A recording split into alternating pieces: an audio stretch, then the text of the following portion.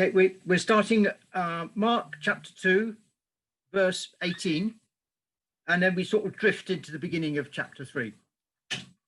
Now, John's disciples and the Pharisees were fasting.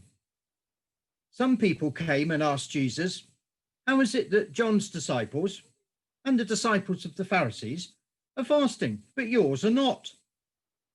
Jesus answered, "How can the guests of the bridegroom fast while he is with them?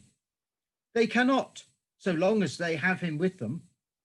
But the time will come when the bridegroom will be taken from them, and on that day they will fast. No one sews a patch of unshrunk cloth on an old garment, otherwise the new piece will pull away from the old, making the tear worse. And no one pours new wine into old wineskins, otherwise the wine will burst the skins, and both the wine and the wineskins will be ruined. No, they pour new wine into new wineskins."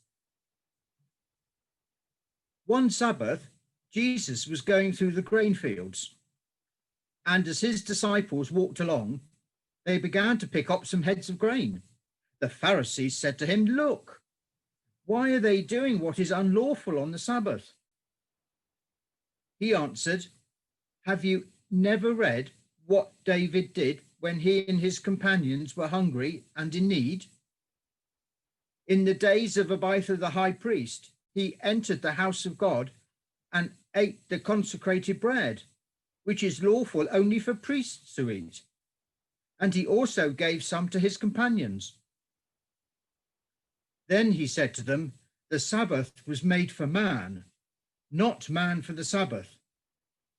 So the Son of Man is the Lord even of the Sabbath."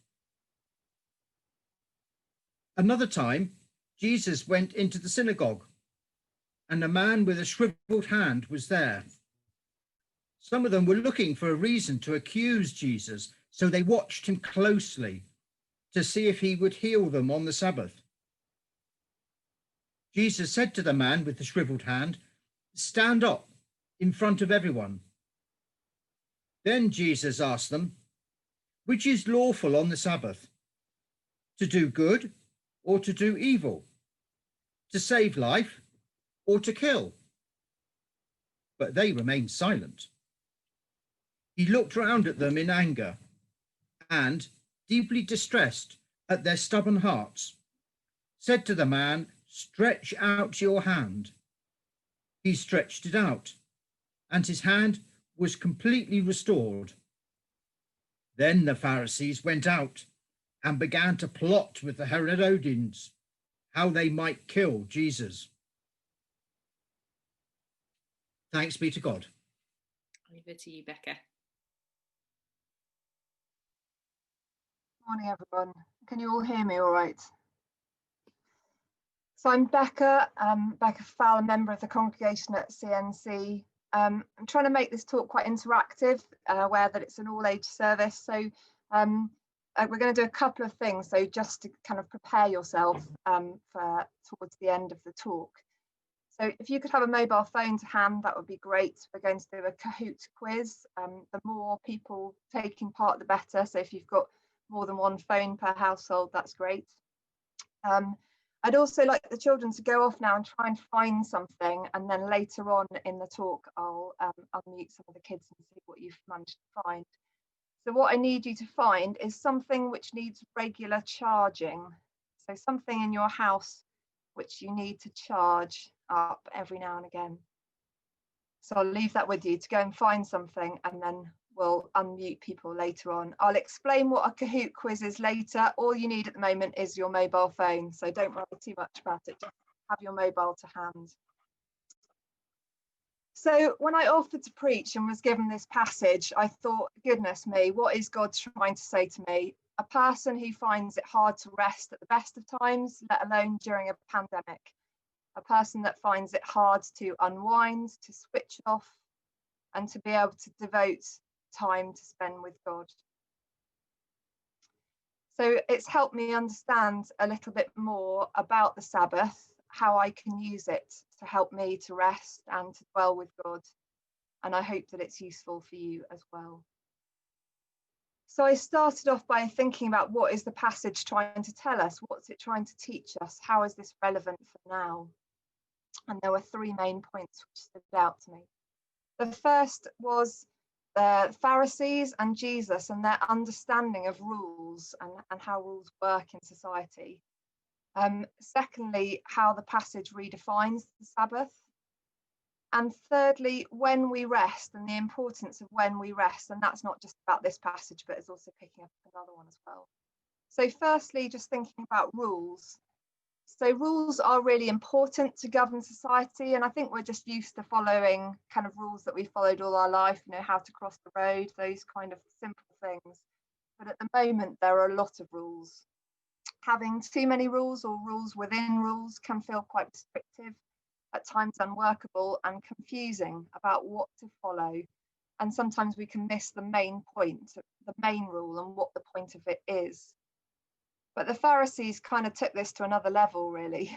They took the commandments of the Old Testament and they created more rules to avoid breaking the main rule. So just a way to think of this, being drunk is generally not a good thing. If you think like a Pharisee, you would then put another rule on top of that you were never allowed to drink anything at all. Then you might put another rule on top of that, that you're not even allowed to eat something which has a tiny amount of alcohol in it. And I discovered there are tiny amounts of alcohol in all sorts of things. So for example, soy sauce has a very minuscule amount of alcohol in it. So if they saw you dipping your sushi into soy sauce, they'd say you'd sinned, if sushi was a thing when the Pharisees were around, which I doubt it was.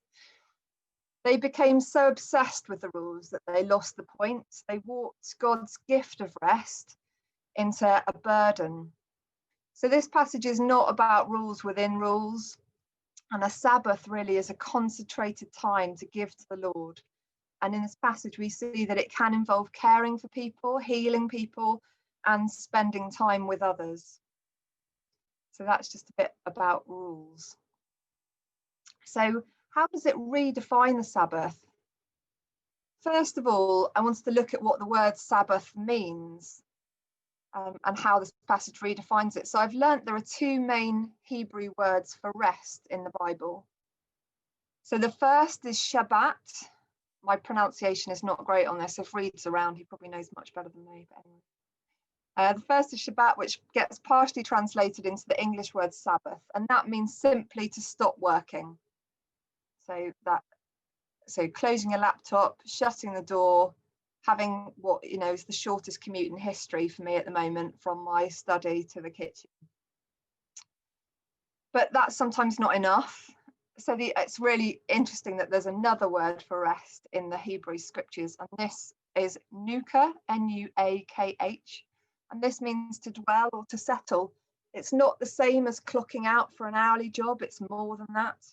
This type of rest is like maybe sitting in front of a fire with a loved one, listening to music, just generally chilling and being. And we'll think about how we rest as individuals in a bit. So it's essentially about being restfully present, not just about finishing work, but actually resting. We have to stop work, we have to Shabbat in order to nuka, to stop working and truly rest in God's presence. The passage has got the very kind of famous bit in it that's quoted: the Sabbath was made for man, not man for the Sabbath. So the Son of Man is Lord, even of the Sabbath. It's not about keeping rules. It's not about, well, I'm not going to work on Sunday. I'm going to do this, this, and this. It's not about comparison. It's about having a time and a space where we allow God to be in control, a time to rest, a time to recharge, and that will look different for all of us. So the Sabbath was made for man, not man for the Sabbath. So the Son of Man is Lord, even of the Sabbath. So then I started to think about this passage and thinking about when should we rest? When should we dwell with God? So there's some interesting thoughts about the fact we should start with rest. We shouldn't rest from work. We should start work from a place of rest. We should begin with rest, not rest at a point of exhaustion. We need to do it before that. So the very beginning of the Bible teaches us about rest and the Sabbath. Adam and Eve, their first whole day of being with God was a rest day. Even God rested, a being who did not physically need to do so. There's no need for God to sleep. He's an immortal being. It's not necessary. The rest of us, we probably need about 8 hours. So God has designed us to rest and to sleep. He's not designed us just to have a 5-minute nap and then get up and go on again. He's designed us to rest and sleep. We need to start from a place of rest rather than resting when we're enforced to do it by illness, stress, exhaustion. We should find that rest and dwelling with God give us energy.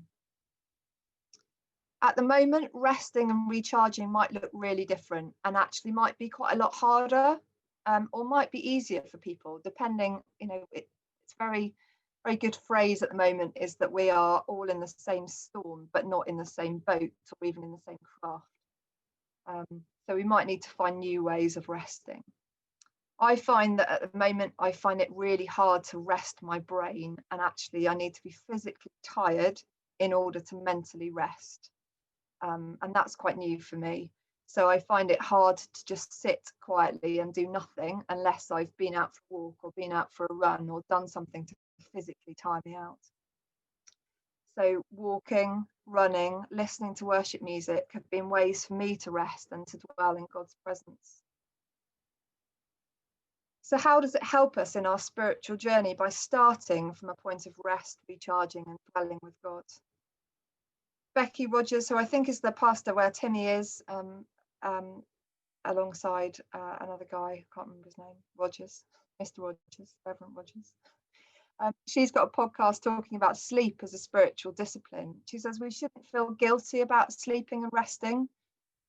And she talks about a really interesting concept about having a grace bucket, which can be filled by sleep and rest. When it's filled by sleep and by rest, this allows us to have more grace, energy to dwell with God, energy to pray and not fall asleep while we're doing so, being more able to care for others when we have the space and the time for ourselves first, and less likely to give in to temptation. So I found that those 3 things are things that stood out for me from the passage. I don't know what stood out for you, but I hope that was helpful. And now I'm going to move into a little bit of a more active time to share together and to learn how we rest, recharge and dwell with God. So kids, did anyone find something which is some sort of device which needs charging? Sarah, can you do a bit of unmuting and see what people have found? Thank you. So the Atkins, you're holding something up. What have you got there? A mobile? My mobile phone. Cool. Thanks, Lottie. So you need to plug that in, do you, to recharge it? Is that what you do with it? Mm-hmm. Okay, thank you. The Meads, what have you got there? 2 things, I think.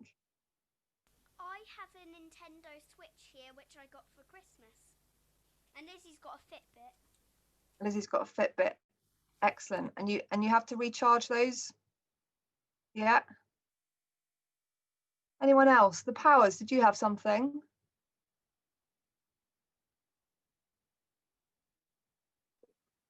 Hetty's hiding. Yeah, Okay. we've got a rechargeable flame, which obviously we don't allow Hetty to recharge for some unknown reason. Do we? I've never seen such a thing. That's an exciting thing. Anne, did you have something? No. Anyone else? Sarah? This is my new hobby, hairdressing. So this is our rechargeable, not for my hair, for Ben's, I should say, razor. Excellent. Clippers, that's what they are actually. So we've all got devices in our house, I think, which need recharging. And one thing about things that need recharging is if you completely let them get all out of juice and all out of power, they sometimes take longer to recharge than if you recharge them when they've got a little bit of juice left in them. And I think that's a bit like us. So we all need to rest, recharge before we become completely flat and have no energy. I also find that as things get older, they need to be recharged before they get empty. And I think that sits well with me as well. As I get older, I need to recharge before I'm completely flat.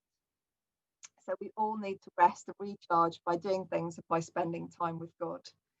So we're going to move into thinking as a church about how we rest, recharge and spend time with God now, and think about some other ways that we might be able to develop that. This will really depend on our personalities, our situations we're living in, and it might also change over time. So I've got my able assistant, Mariama, in the kitchen.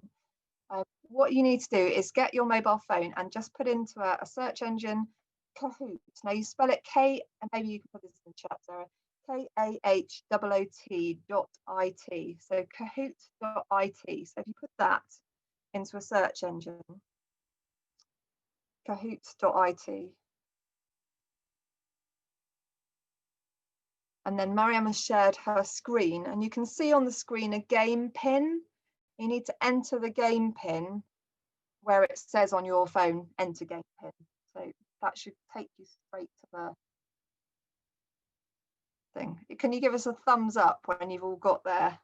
Oh, we can see, that's great. We can see people coming in. Doesn't take much battery or memory, doesn't need anything downloading. It's just the website. Don't need to log in, don't need to make an account. Brilliant. We'll wait till everyone's got in and then we'll start the game, Mariama. I'm not sure how many people are here, 34 people. So hopefully we'll get at least 30 devices, I would hope. So be thinking about, how do you rest? How do you recharge?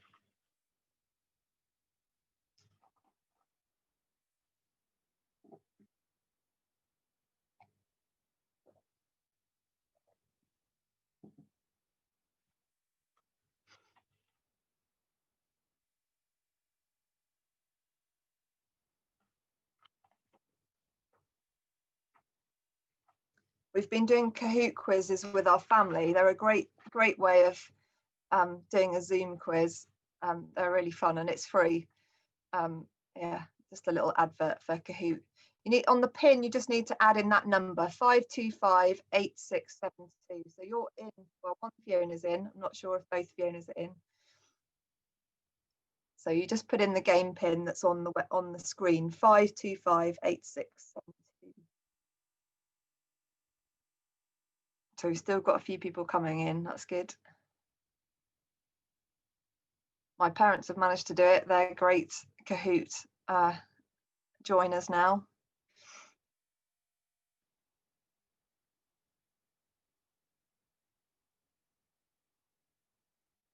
Should we make a start, Sarah, do you think? Yeah. Okay, so if you could start the quiz, Mariama.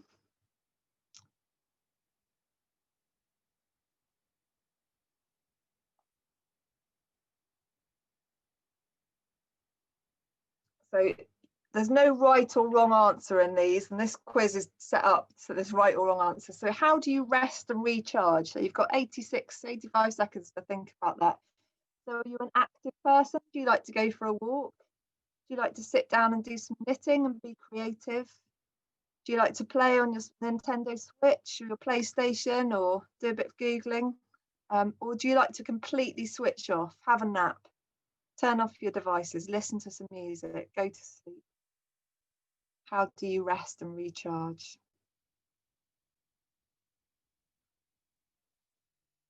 Oh, we've got lots of answers.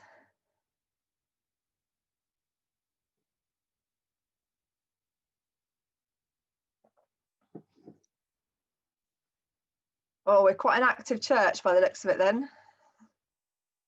So we're active and creative and switching off. Not many online people. I suspect that's some of the younger generation on Switches and Nintendo Wii's and things. So lots of different ways. And as I said, that might change from one point to another. So we've got another question, which again might have changed in lockdown. So don't worry about the scoreboard. do you prefer to rest and recharge on your own or with others?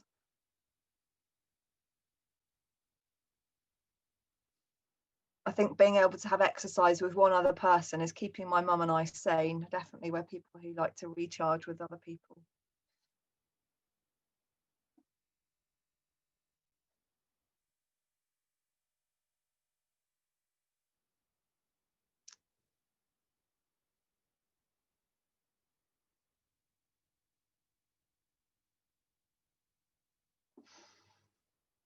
So the game pin is 5258,672.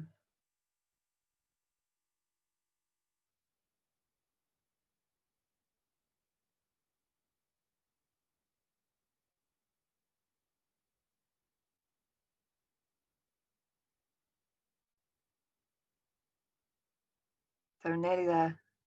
I'm intrigued by this one. I'm not sure how it's going to go. I think it might be quite mixed. Oh yeah. So more people alone than with others, but quite evenly split. There's not much difference there, is there? And I think that might change for people in different seasons. Thanks, Mariama.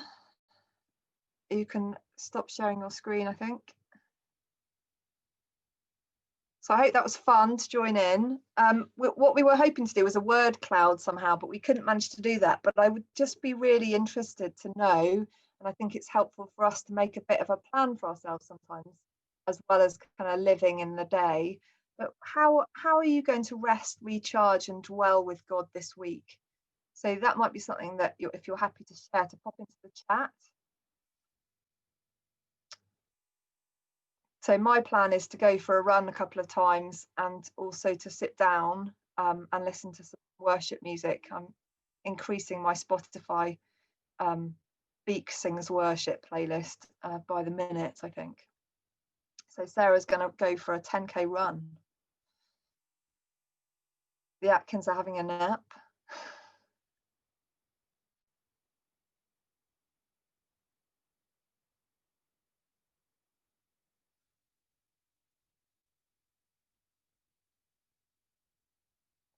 So how are you going to rest, recharge and dwell with God this week? Just take some time to have a think.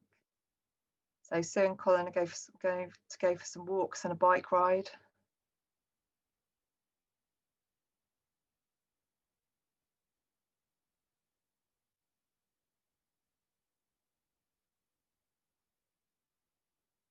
Martin and Fiona are off for a walk.